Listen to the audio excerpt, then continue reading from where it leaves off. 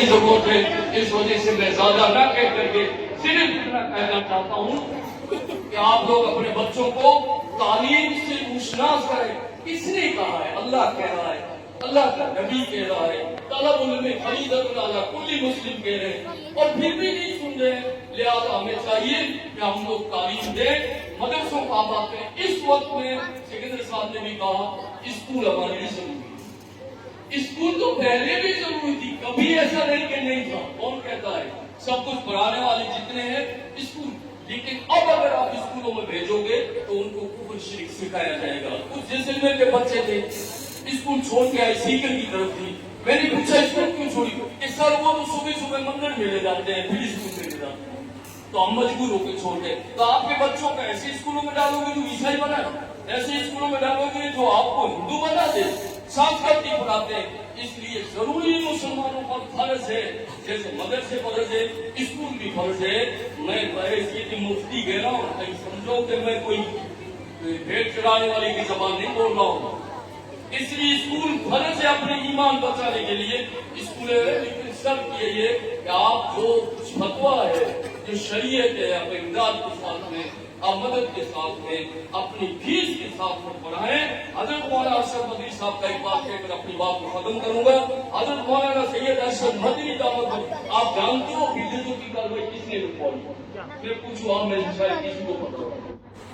بدعتوں جو چل رہا تھا ہندوستان میں, گھر گرا کے کس نے روکا؟ یہاں پر احسان کون کر, اس کو کچھ پتا نہیں. دوسری گیت گاتے رہتے, ارے بابا جو احسان کرے اس کو یاد رکھو, یہ جمعیت علماء اور مولانا اشرف مدنی صاحب. آج جو کچھ بھی جتنی ہے وہ لڑائی کر رہے ہیں, کون کر رہے ہیں؟ کیا مولانا اشرف مدنی ہے؟ ہم کو اس کا پتہ ہی نہیں کہ ہمارے لیے کون کر رہا ہے. دوسروں کی گیت گاتے رہتے ہیں. مولانا سید اشرف مدنی دعوت برکاتہ نے ایک جگہ کہا, ورکنگ کمیٹی بیٹھے ہوئے تھے, کہ میں کیا کروں, مسلمان کو کہوں کالج کھولو, اسکول کھولو. 10 لاکھ روپے اس آدمی نے 10 لاکھ روپے مجھے نہیں دی اسکول کالج کے لیے, اور اسی آدمی نے ملائم سنگھ سے ودھان سبھا کا ٹکٹ لانے کے لیے 10 کروڑ روپے دے دیے. کتنے دیے؟ سنتے نہیں ہے نا. شادیوں میں خرچ کرو, باراتوں پہ خرچ کرو, اور جگہ لڑائی پہ خرچ کرو, اسکولوں میں نہیں کرتے ہیں. میں دکھ دل کے ساتھ آپ کو کہنا چاہتا ہوں, اور پوری ہمدردی کے ساتھ کہنا چاہتا ہوں کہ فضول خرچی بند کرو. شادیوں میں, باراتوں پر, لڑائی جھگڑوں میں. یہ وقت ہمارے قتل کا آ گیا ہے, قتل عام ہو رہا ہے, موت ریچنگ ہو رہی ہے, اور تم لوگ فضول خرچ کر رہے ہو. اسکولوں پہ کرو, مدرسوں پہ کرو, غریبوں پہ کرو. دوسری قوم سے ہمارے بچے ہیں رات کو 2 بجے تک جاگتے ہیں. ہندوؤں میں کبھی تم نے دیکھا ہوگا 10 بجے کے بعد بھی کوئی لڑکی ہو, کیا ہو گیا ان لوگوں کو, کیوں نہیں روکتے ہو ہم؟ اس وجہ سے لازم ہے, میں نے زیادہ وقت لے کر کے آپ لوگوں کو شاید آپ سمجھ نہیں پائیں گے. میں آپ کے دل اور دماغ تک اگر یہ بات پہنچا سکا ہوں تو میرا آنا بھی قبول, آپ کا بیٹھنا بھی قبول. فضول خرچی بند کرو.